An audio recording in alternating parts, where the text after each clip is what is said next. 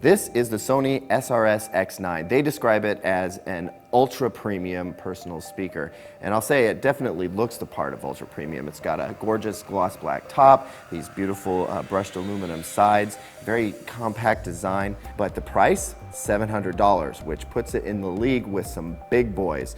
So let me just show you the top of the display here. We press the touch capacitive power button and then everything illuminates. And these are actually touch capacitive keys, so I can select what I want.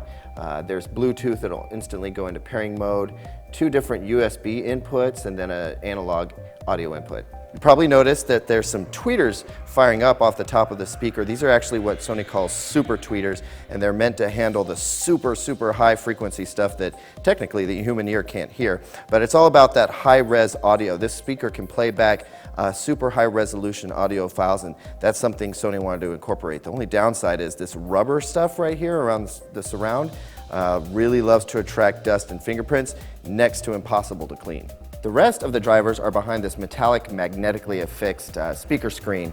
You'll see that we've got a couple of standard tweeters, some mid-range drivers, and then a big woofer right in the middle with 2 passive radiators on either side. These act a lot like ports, but they keep a tighter bass response, so you get more tight bass out of this speaker. I like what Sony did with this antenna here. You just pop it out, pull it out, flip it up, and you're ready to go. Now this is so that the speaker can connect via Wi-Fi, supports Airplay, DLNA. You can stream Pandora, Spotify, iHeartRadio, and of course Bluetooth.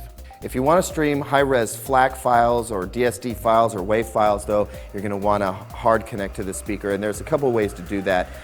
There's a LAN port here for Ethernet. There's also a USB B-type connection that's going to come straight from your PC, and then we've got a standard USB port in case you want to connect your mobile device. We spent some time listening to this speaker when we compared it to the JBL L8, which is less expensive and a little bit larger of a speaker. By comparison, the Sony doesn't have quite as deep bass, but still produces some very impressive bass, and it also has a very clear, open sound. The treble for us right now is a little bit on the aggressive side, but over time that may calm down. Be sure to read our full review for our detailed sonic impressions.